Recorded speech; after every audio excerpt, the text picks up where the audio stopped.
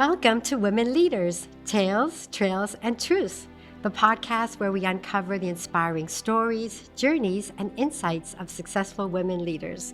Join us each month as we explore the paths that they've taken, the challenges they've overcome, and the truths that they've discovered along the way.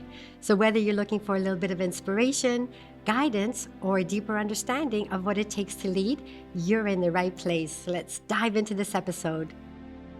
From the gleaming towers of the Middle East to sustainable projects across Africa, from inspiring the new generation of engineers to being honored with an MBE for her contributions, she embodies the power of dreaming big and doing bigger. She's also a Warwick alumna. She's a storyteller, award-winning engineer and innovator, and a leader who proves that with vision and determination, one person can change the world. Yewande Akinola, what an honor it is to have you here. Welcome to the podcast. Thank you so much. It's a real pleasure. Honestly, just absolutely amazing to be here. Thank you for having me. Thank you. I was so excited when you said yes. I've heard you share your very powerful story. And it really goes back to when you were young, when you chose engineering instead of that long-held dream of architecture, which you really wanted to do, but you did it for your mom. And that was after losing your father at a young age, and your mom then dedicating everything really to your education. So I was hoping that you would tell us a little bit about those early chapters of your story, and if you could tell us how did these moments shape you as an engineer, and as a leader that you've become today? Thank you. It's I always loved the opportunity to reflect on what was the most beautiful childhood. Every time I look back, I realize that actually I was equipped with so much that I use in life today in those early days.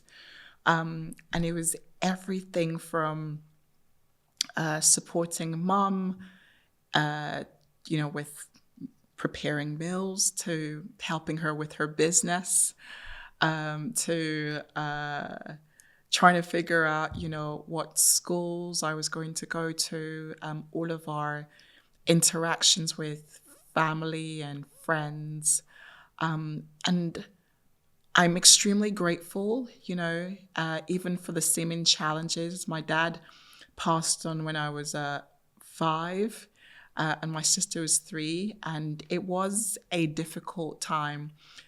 He was an incredible man, an incredible father, an incredible uncle. He had supported so many people with their education. He served the Western region and beyond in Nigeria as a civil servant. He was Speaker of the House. An incredible lawyer as well.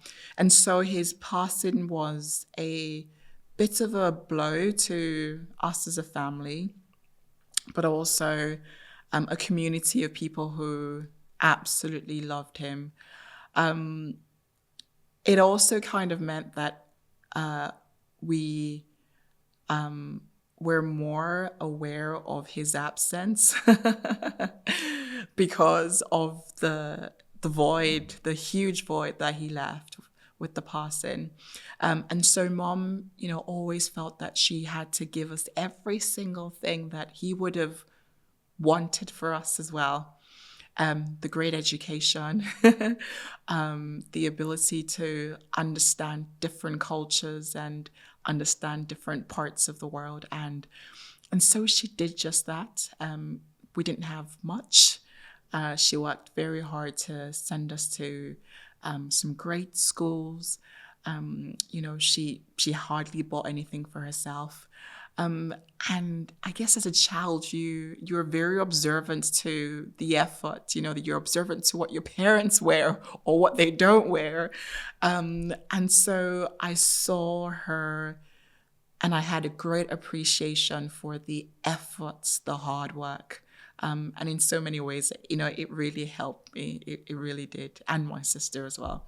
Yeah, I think you talk about it openly, which is why I thought it would be okay to Yes. discuss. But I think you give her just all that love and all the credit, and I think it probably is a part of you. We're going to explore some of those questions later. But I was just wondering, I mean, that decision to study engineering for your mom, what did it teach you about balancing, like things that you want to do, your personal ambition, with really honoring the people that have made so many sacrifices for you?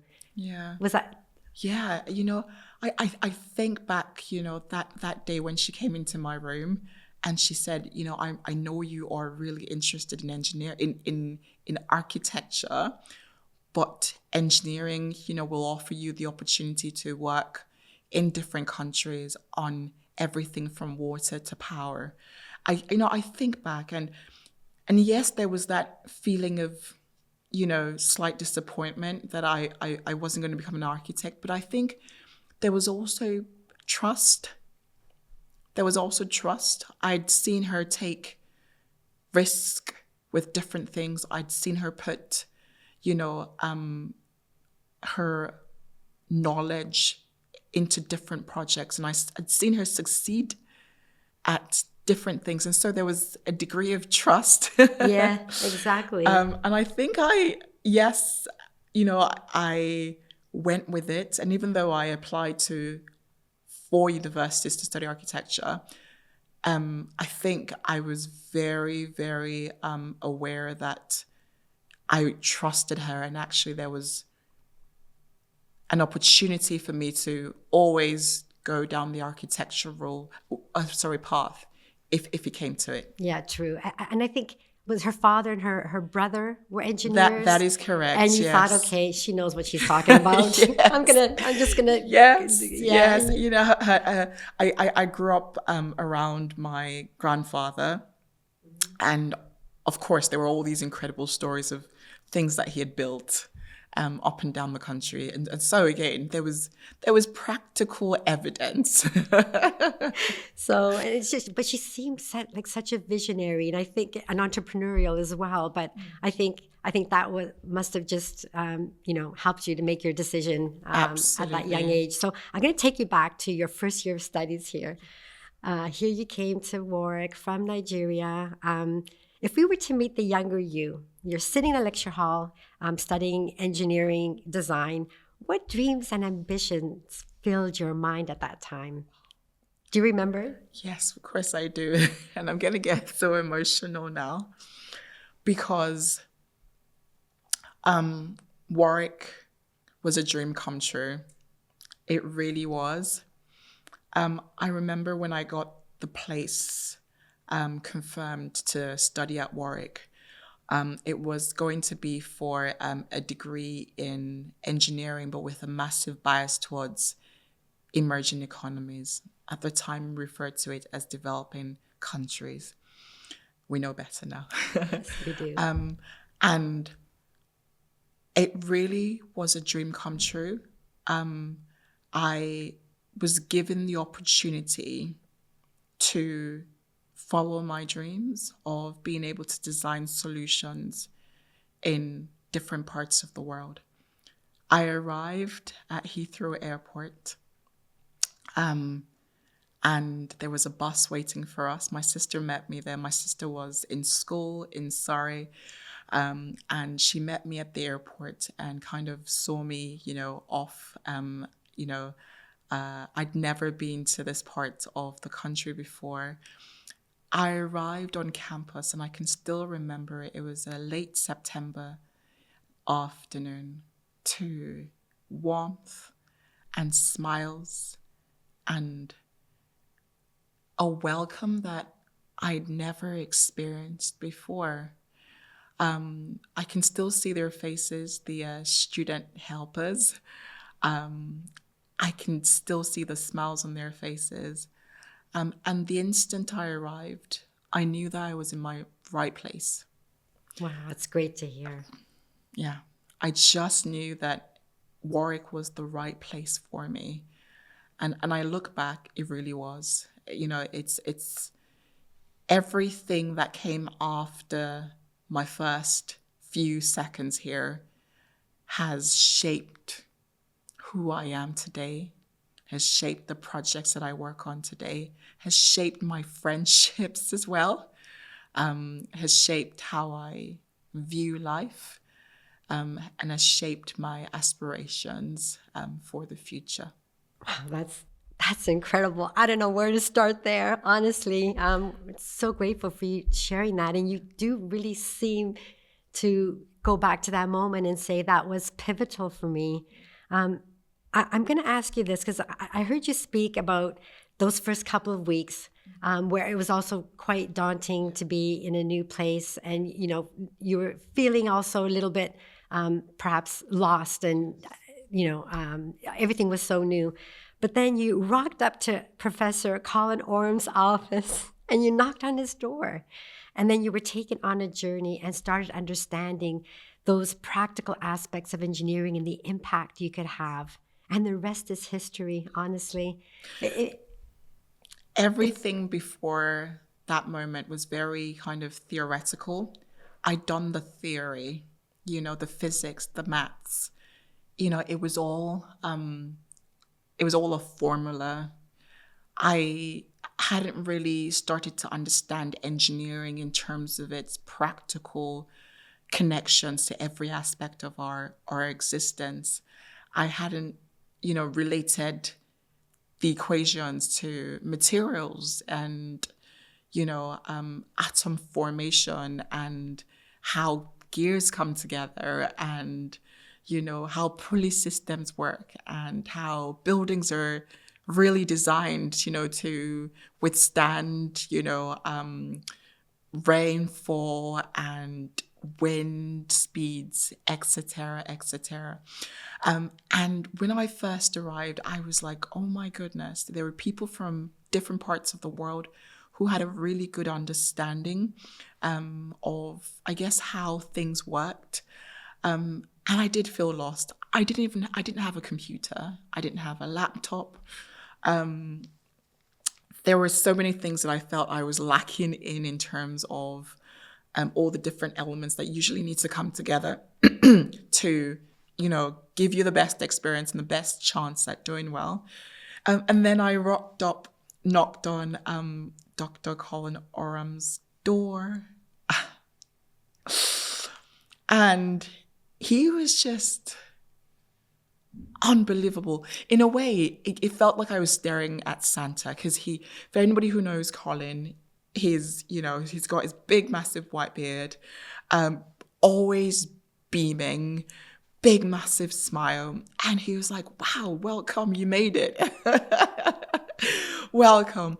And what was amazing was he was super well traveled. He'd traveled across Africa. And so he understood. He could relate to my ambition to design solutions across Africa. We could talk about countries that I knew of. He knew why I needed to understand why pumps worked. And he could tell me how me understanding how pumps worked, how that would have an impact on improving people's lives. Until today, I'm grateful to him and Terry Thomas as well for being such amazing mentors and tutors. Wow. I mean, he spoke your language. He did. And I think that was the start of doing all the projects that you've done, with water. But if he were here right now, what would you tell him? Oh, I would say thank you, Colin. I would say I love you. I would say I'm grateful as well. I would say I'm your legacy. I'm definitely his legacy. That's the biggest compliment. Yeah, I am. Yeah. That's incredible. Yeah. You did talk about mentorship just there a minute ago. In what ways have you continued to seek mentorship support throughout your career? Because that does perhaps play a role in all of our careers, not just in the beginning, but also later on as we get a little bit more established. So how has it helped you grow as a leader and engineer, having mentors throughout? Yeah. I think the great thing about being an engineer is you get to a point where you go, actually, I need to be an engineer and a businesswoman. And a mother, and all these different things. And actually engineering is just one part of what I am. And so every single role I play, I recognize that I need to, continue to learn from people who are, very good in business, who have a great track record of running businesses and multi-billion-pound organizations. And in fact, I've learned to go knocking on their doors. I've learned to really hold on to relationships as well, to nurture relationships and cherish them. Only yesterday I was with an incredible woman. She's run, billion-pound organizations, Dayman Richards, and I met her, I want to say probably about 15 years ago, maybe even more.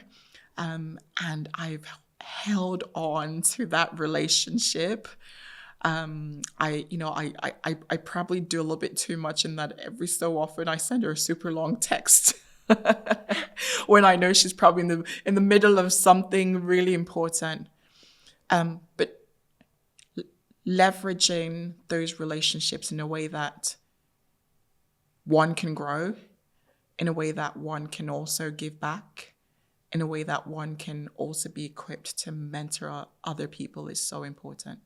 Yeah, it seems like it's played a big part of your success. Yeah. I think you've got that very special ability to combine all of these things, which we're going to talk about in just a second. But when you say go knock on people's doors, I heard you say recently that you actually had people not opening the doors and shutting the door in your face. I mean, yes, that doesn't sound like the best experience. But what does that teach you? Or So when I started off, in my career as an engineer, I had some great support, and you've probably also heard me talk about David George, who was my first boss, and that again was just absolutely incredible. But then he was super helpful. He was so creative, and he taught me how to be creative. But then as I started to progress, as I started to find my voice, I realized that I was, coming up against, people who thought I really didn't have a seat at the table. I didn't have, I guess, legitimacy around, why I was in the room. And I would receive comments to suggest that I shouldn't have been in a room, or I shouldn't have been vocal at a meeting, or I shouldn't have access to certain people. And it took me a while. To recognize that it really was an expression of their own insecurities, a reflection of their own limited perspective of life. And so for a long time, I kept on putting myself back into this box because I thought, gosh, they must know what they're doing. They must have the right to think in the way that they are currently thinking. And actually, I feel it's continuous work to put yourself out there and knock on people's doors, because people always have a limited perspective of the way the world should be. They have a limited perspective of themselves. People are dealing with lots of different, demons as well, and they sometimes project this onto you. Wow, you've just reframed it so well. It's got nothing to do with me. And that's just, what we need, women and men, we all need to kind of tell ourselves that. We can't make assumptions, but we definitely should not think that it's got something to do with us, and just being able to switch that's really powerful. And I bet you that makes you more resilient as well. Absolutely. It makes me more resilient.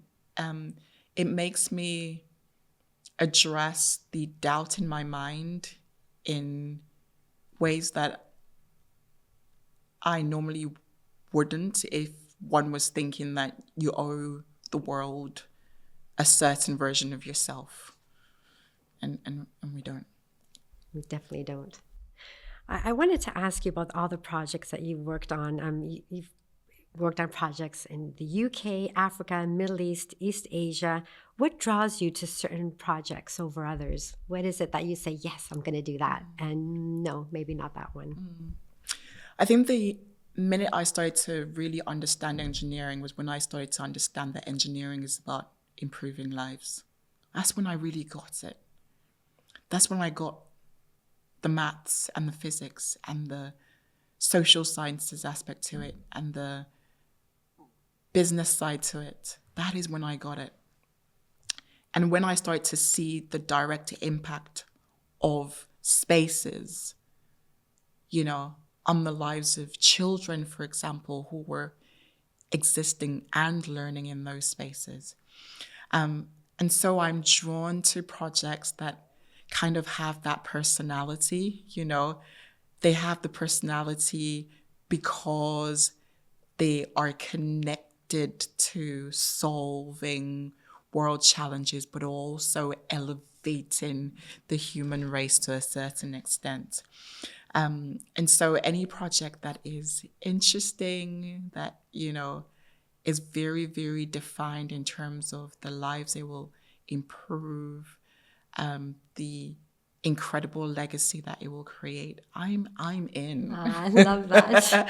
I'm in. I want to elevate that community. Yes, I want to make your life better. I want to be part of that, because the one thing I've learned is everything is part of a full circle moment. If it's blessing others, it's blessing me. I'm learning. I'll give you an example, and this is perhaps not quite the physical engineering solution, but a few weeks ago, my nieces signed up to a great coding program called Girls into Coding, run by an incredible 17-year-old called Avi. And they were so excited to tell me about it. And my response to them was, I know Avi because a few years ago, I started to support her programs and work with her, speaking at, a couple of her events as well, when she was like super, super, super young. When I did that, I had no idea that my nieces will benefit from the program that, Avi and her parents have created. And I like to think of that model as pretty much embedded in every engineering solution. It goes out to come back in. And that's just such a blessing. And you probably experienced that many times. Many times. The number of times I'm in floods of tears because I was going to say, like, how do you feel? So magical, Listen, we're not talking about one person's life or two. We're talking about whole communities. Oh, just amazing. But then, I think it's a lesson for us as a race. I think we need to tap into more of those models that really shape our existence. We need to recognize it and tap into it a lot more. Yes. So, which project then has left the deepest impression on you? Because you're thinking about a few of them. Yes. Oh gosh, yes. Could you pick one? It's really difficult. But I like fancy as well. Okay. I like fancy as well. I worked on a project in China, and every time I think about the fact that it is a water park and a really nice, 46-story hotel, and it's got all these incredible features like lazy rivers, and there's a dolphin stadium, and one day I'm going to end up there with my kids, and I'm going to be able to tell them the story of how, the water is being pumped around the incredible site that it is. I'm like, yes, yeah, definitely one of my favorites, definitely. You want to be able to say your mummy worked on Yes, that. absolutely, absolutely. There's a really cool project in central London as well. Mm-hmm. It's a Renzo piano production. Arab were designers on it, and it's got everything from office spaces to commercial spaces. Yeah, office commercial spaces, restaurants, accommodation, so resi as well. And every time I've got a group of kids in London, if I'm doing something with them, I take them to it and get them to stand in front of it. And I take a picture and I'm like, you know what? I worked on that project. Oh, wow. So yes. What a proud moment. Absolutely. Yes. And what did absolutely. they say to you? Oh, yes. My kids love it. Like the kids that I've taken, they love it. They go, wow, Auntie, did you do this? I'm like, yes, baby. That was me. Super proud. Yes. I can see some young engineers in the Oh, making. yes. Absolutely. Yes. Yes. You've said that great conversations spark infinite possibilities, and your career is a testament to that, as we've been talking about, from working on groundbreaking projects in engineering to shaping the future through education and media. You've connected so many dots in different ways that I think few people can. So just wondering, what conversations or moments have kind of shifted your path in unexpected ways? There've been so many moments, and a lot of them have been moments that sow a seed, a seed for progress. Everything from, hey, why don't you check out this organization? I think you might be a good fit for them, to there's a great project in Mozambique that I would love to work with you on. So there are a few people in my life who have been in my life from like the first week I was a student here. And again, as I said, I cherish those friendships, the sisterhoods and the friendships. And what they tend to do is create opportunities for us to have great conversations. And so we've had great conversations that have led to projects. And then obviously with my work, being involved, with organizations, government, different organizations like the Royal Academy of Engineering and the Institution of Engineering and Technology, I am constantly blessed with the opportunity to speak to really interesting people. I think it was only probably about 5-6 years ago that I recognized that the power is really in connecting the dots. That the power was in refusing to accept that conversations had happened in isolation, and literally that was it. And insisting on taking those individual conversations and combining them. And honestly, when I look back, I think that's where the magic is. And it takes courage, because there's always the thought in your head that goes, actually, if you try to connect the dots, so if you try to connect something that you have been super excited about in a conversation with somebody, would they accept it? Would they think in the same way that you are thinking? Would they be as enthusiastic about the idea? But you just have to take a chance. You just have to take a chance on the idea, and hope really for the best. More often than not, it's created something inspiring. Wow. So every little conversation that you can have like an incredible impact. Yeah. So even if you're not sure, and maybe you are sure about the ideas, but it's worth having the conversations. Yes. Because we're all missing pieces. We all are what other people are looking for. Oh, that's so powerful. And so it's our responsibility to make that missing piece obvious as best as we can. Yeah, that's great, because you know that someone out there is looking for what you have to offer, and that you can have impact. You can add value to so many different people and projects and things, and your one contribution could mean a great deal to someone else. Yeah, absolutely, and vice versa. That's amazing. So you've achieved so much in a field where diversity and representation have ongoing challenges. What have you learned about navigating a traditionally male-dominated space as engineering is? Because I remember hearing you say how you were almost protected by that when you were in Nigeria. It wasn't really until you came to the UK that you realized it's quite male-dominated. So how have you managed that? You have to go rogue.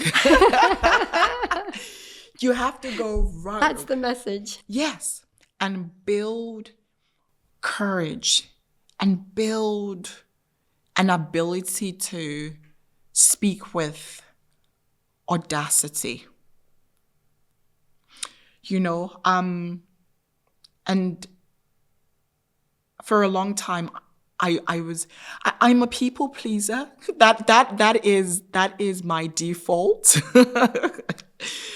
My default is, avoid conflict, please people, like let it be super, super comfortable and nice for everybody. But then I've realized that in terms of tackling the challenges that we have in industry, the challenge that we have in society, you need to go crazy. What does that look like? I love it. I love the energy. And going crazy is calling stuff out. That's pretty Going brave. crazy is being very clear about what is not right, and being clear about the fact that we need to build societies, spaces, offices, communities, etc., that foster progress, foster equity, foster fairness, foster innovation. And our world is not doing enough of it. Yeah. I mean, that's hard to reconcile because being a people pleaser, wanting everything to be smooth and everyone happy, and yet, you feel like there's that need to speak out and say what's right and make us all progress. I mean, that must be hard to do. How do you do that? Yeah, that is when I become You just push yourself? Yeah, You say, come on, I got to speak up. Exactly. That is when I become two different people. That's when I'm like, girl, who are you? Do you give yourself a pat on the back? Yes. You think, wow, that's exactly what I should have said. Absolutely. Because the worst part of keeping quiet is looking back and going, actually, I should have said something. Do you ever say that? Like, yes. I should have said something? I should have done something. I should have stood for something in that moment. And that is horrible. What truth about being a woman of color then? Because that's something I wanted to ask you. What truth about being a woman of color in engineering do you think the industry still needs to hear and act on today? That women of color are engineers and are capable engineers. It's as simple as that. I still get the look. How many awards later, all the titles. I walk into a room. In fact, last week I had somebody ask me if I was a qualified engineer. Oh, I can't believe that. What did you say? It happens. I think it's because... Honestly. I think it's because people don't quite associate a Black woman with a very technical discipline. You're forgiving. Yeah. and actually, and I think it's a reflection. The question last week was a reflection of the journey that we are on. But then I'm not dismayed, because I know so many incredible women of color in engineering. And guess what? we are building an incredible pipeline of Do tell. men and women of color, inspiring a generation of incredible talent to secure the future of our industry. Because honestly, how many engineers do we need? Thousands. There's such a big gap. So that community could just be so impactful in just supporting each other and lifting each other up. And that's what it all starts with. And then I'm sure that's all going to come back to each and every one of you. But that sounds like an amazing initiative. And the industry as well. You know, women of color, people of color, women, anybody, you know, they bring a different perspective to any industry. We think progress comes through capitalism. No, it doesn't. Absolutely not. It comes through the ingenious marriage of different experiences and different backgrounds and different people, cultures, languages, and much more. So you've not only transformed spaces through engineering, but also changed perceptions. We talked about this a bit earlier about who engineers are and what they can achieve. So whether it's curating events like the Ripple Effect Conference or shaping innovation as an ambassador for Innovate UK, or your Inspire series, your work embodies progress. As you've been saying, it's a theme and possibility. And I wanted to ask you, what drives you to explore so many different areas? That's a great question. Here's another one now. You're going to get all of these amazing people together. What is it that you just not... You just want to keep doing stuff? It's a bit of a problem.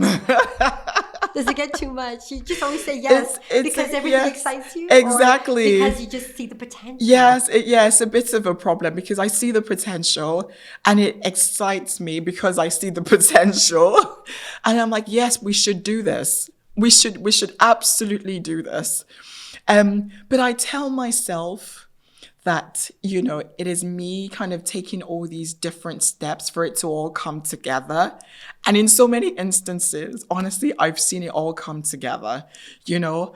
But then also I think the different things are the stepping stones in a way, you know, or the necessary steps to get to the point where you actually go, I've reached the place that I always wanted to get to. Even though it seemed a little bit scattered and a little bit daunting at various times. It does come together. And that's why you keep saying yes.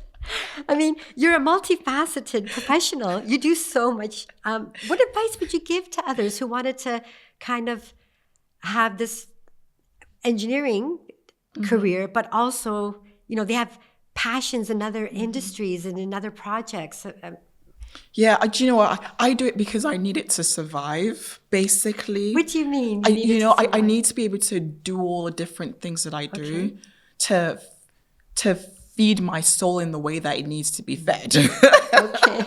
Okay, so you know what you need. You know, so I've done TV, and again, because, you know, as a child, you know, I would be part of plays.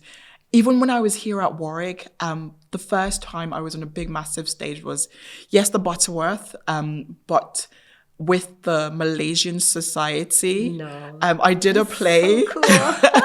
So I've always loved the art of expression, right? You know, the ability to express ideas and tell stories. And so with engineering, I'm like, okay, right. You know, telling engineering stories, yes, on big, massive stages around the world, is still storytelling. It's still performance to a certain extent. It's still inspiration to a certain extent. It's still culture and creativity to a certain extent. And so I find ways within, I guess, my core career to experience all these multifaceted ways to express creativity. Yeah, you're such a creative person. I mean, but there's so much about you. I mean, just when we came to this 360 studio here, you were saying, wait, what did this used to be? And you remember it was a Squash court.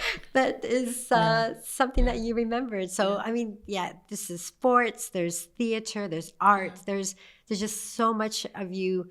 And you just kind of work it into your engineering kind of core. Yeah, absolutely. So unique. Yeah.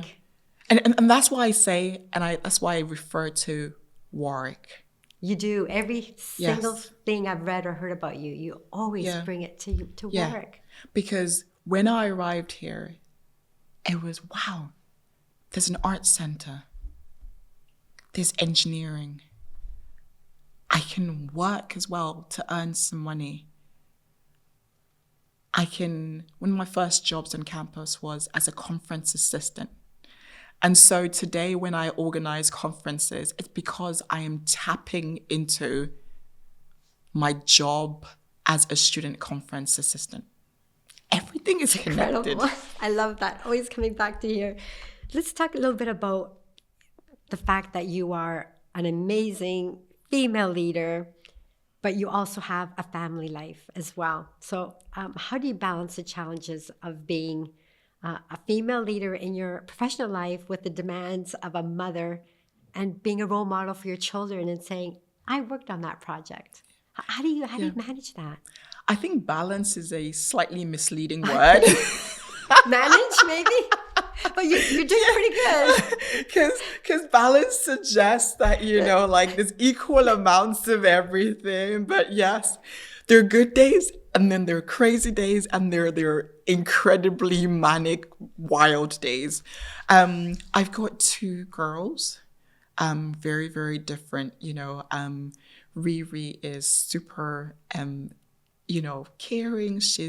Her emotional intelligence is unbelievable. Amy is fire. She's force. She's, such a go-getter. She's a runner. She will do it. She will burn it down, essentially. She would, energetic. Exactly. Super energetic. And so they need to see different sides to me.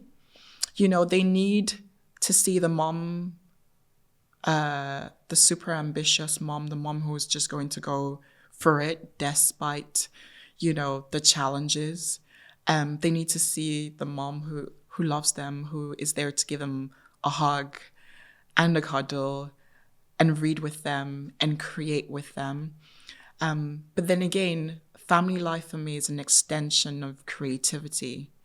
I love the fact that I can sit with Riri and we can create, we can draw. Recently, she was runner-up in a national award around sustainability and creativity.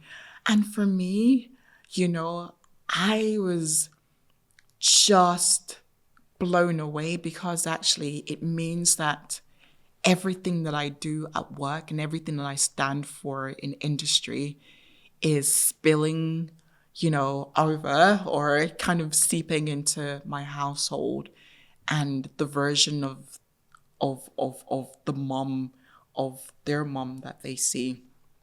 Again, it's about connecting the dots. Yes, it's crazy. So last night, I didn't get back home until very late. A really good friend was looking after them actually in her house. I felt really bad because it would have meant me waking them up, putting them into my car.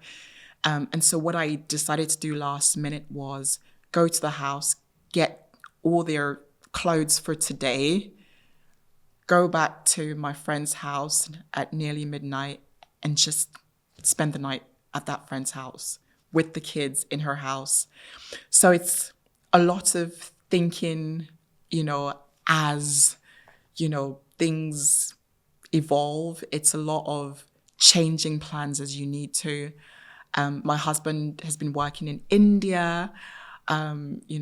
Before that he was, working away as well in China. For them to see that, yes, these are places that you've got access to. They understand why we do what we do, hopefully inspires them. But then also, It means that they can also build relationships with family and friend, because we need those relationships to work. Yeah, I hear you. I raised my kids when I far away from family, so I know how important it is to have those friendships, and even your neighbor could be better than a family member, because your family could be miles away. Absolutely. But I'm just wondering, they're going to have all of these stories and memories and impressions of an amazing childhood like you had when you were growing up with your mom. And I hope so. I hope so. They definitely will. I'm sure there are manic days. How do you get through those manic days? I just scream. I just scream and shout. Really? I just become this mom who's screaming and shouting and going, I need you guys to get out of the house right now. Where are your shoes? But then you get the nice days. Exactly. And then you get the nice days, and we all go, I really do love you. And Riri goes, I love you too, Mom, and you're the best. And Amy goes, I'm sorry I made you shout and scream, but I do love you. And then it's okay until the next time I need to scream and shout. I love it. Screaming and shouting is not a bad thing then. If a kid tells you they love you. I heard you talk about your then 5-year-old daughter, and one day she said to you, Mommy, I can't. And then you said to her, girl, let's do some good thinking. And that was a way to overcome her doubt. And you wanted to turn that I can't to I can. Yeah. I mean, do you still do that? Yes, we still do that. The 3-year-old is I can. That's all she knows. Oh, love you that. know, she's, for her, it's why can't I now? Because I'm the like, energetic one. Exactly. Why can't I? But with Riri, every time, she said, I can't, there was almost that subtle acceptance, even for myself, because I was going, she's 5. Maybe she can't. But then I had to correct my own thinking as well, to go actually let her understand the process of converting a can't to a can. Giving your children those tools? Yeah. I'm like, I had to go on that journey for myself and still do. And in a way, I feel like I was doing it for myself as well as for her. And I'm like, girl, let's just do some good thinking. Let's work through the process to see how we can change that can't. Drop that one letter that we don't want, and experience the can. Honestly, that's a lesson that we can use as an adults, but just that reframing and being with her step by step to show her how you can change that. That's incredible. So what advice do you have for other moms or parents in general who want to empower the children from a young age? Because you've been doing it from a pretty young age, and because we want to encourage that growth mindset in them. So yeah, we want them to be confident. What would you say? What advice would you give to, I'm sure there'll be moms and dads listening. The one thing that I always say to parents is give them a global perspective on life. We didn't have much, in fact, I can give you so many instances and stories where we actually didn't have enough food to eat at home. But my mom always showed us what the world was like. She would always expose us to different languages and different types of people. And she made us want to connect with the world, connect with our society as well as with the world. And that made all the difference. I think what she also gave us was faith.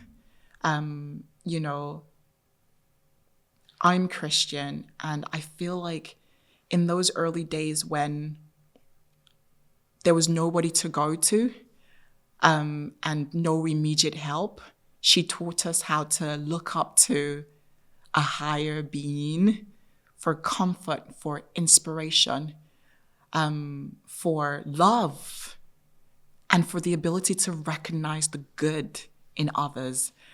And in a world where social media and everything is telling us to be suspicious of others and to be wary of things that are happening and to be scared, I think tapping into faith and a global sense of good, I think it's so important. It's so, so important. I'm so grateful for it. Come. And that's what I want for my kids to have. Yeah, completely agree. I mean, and I'm sure you are helping them see that global picture. I mean, their dad's working and living abroad, and you've been abroad, and you want to take them to that amazing Atlantis project one day, and I'm sure you will. So they can see that through you. I'm just thinking, family is so important to you. What role does being a parent play in motivating you? Oh gosh, my kids will call me out. Like, they will, like they have such high standards now, you know what I mean? Wow. Where they're getting it from. And I feel like, Riri especially, so she's now 8. I feel like, as I said, I'm a people pleaser. I'm always wanting to impress her. Who doesn't? Who doesn't? Because I know that when she says, actually, Mom, I'm proud of you, she really means it. Highest compliment ever. It's the highest compliment ever. And I think about the full circle moments that I've experienced, and I know actually that whatever I do now, will bless them in the way that my dad's incredible legacy blessed me. So it's so important. It's so important. So that's what I'm hopeful for. What advice would you give to the moms who just are going back into the workforce? I mean, there must be that adjustment period. Yes, there is. Because your children are still quite young, actually. Young. Yes. I would say be easy on yourself. Okay. I would say you actually go back into the workplace 100 times better than you were. Say that again. I heard somebody just yesterday say, I don't know if I can still do my job. What? I know. I felt like shaking her. Oh my goodness! You going 100 times. Like you've got your cape, you've got your crown, you've got the bling, you've got literally you are a superhero. And I would say, please tap into it. Learn to create boundaries, because there are times when we feel that we need to operate in the same way that we did before we had the additional responsibilities that we do. People will demand of us ways of working that don't quite suit our elevated status. Mm-hmm. Love the way you say that. Yes. Indeed. So manage that in the way that allows you to be the best version of yourself. But please don't for any second think that you are going back in less than you were before. Amen. Talking about a little bit about future, and we're going to have a last few questions. What would you say to other women considering a career in STEM despite its challenges? I know you get asked this a lot. Yeah. Come join us. We need you. Yes, it has its challenges, but what we need is to amass a workforce that will change for better. It's a great industry. If I'm completely honest, there's some wonderful people. We just need to recognize the good within us and elevate that good so that everybody wants to be part of the good. And the more people who are coming, the more interesting, creative people in the industry, the quicker we will get to the place that we need to get. What is it? Can you share something that you haven't yet achieved that you would like to achieve in the future? Gosh, there's so many things, All those projects you said yes to. There's so much, I think there's everything from better representation on television to, better work environments, to improved equity and access to opportunities, I've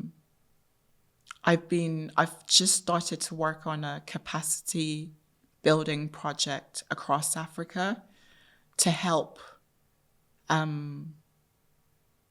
incredibly talented women with the necessary additional training that they need to become chartered engineers.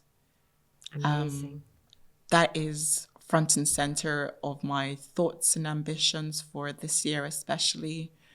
I was in Ghana over Christmas, and my thinking is, and it's very much connected into my ambition as a teenager to support the incredible work that is happening across Africa. I really truly believe that, as with all parts of the world, including the UK, once you empower the right people, you really uplift nations for generations to come. So I'm excited about that. I'm grateful for all the opportunities that have led to building the experience that I need for that journey. I've joined an incredible organization who are very intentional about engineering in this country and improving the quality of training available to technicians in the facilities management, real estate sector in this country. And so I'm working with great people, across the region and in the US to improve the training that technicians have in this country as well too. So that's on my list as well for this year. And finally, Yewande, what thoughts would you like to leave our listeners with today? I mean, what final message or takeaway after you're hearing your inspiring journey? The one thing that comes to mind is everything that has come before now in your journey forms part of your toolbox, your mechanisms, the relationships that you need to create magic, to go on and do incredible things, irrespective of how challenging they've been, or irrespective of how windy the journey has been. Everything that has come before now is exactly what you need to do great things. Oh, that's fantastic. So we have everything we need to move forward already. Absolutely, yes. Yewande, it's been a privilege to explore your journey. You show every woman carving her own path in leadership something really, really powerful. And that's sometimes the very things that make us different is exactly what enable us to make that difference. Thank you so much for coming and for speaking with such openness and grace. And we can't wait to see what you're going to be working on and what magic you're going to create in the future. Thank you. Thank you. Thank you for having me.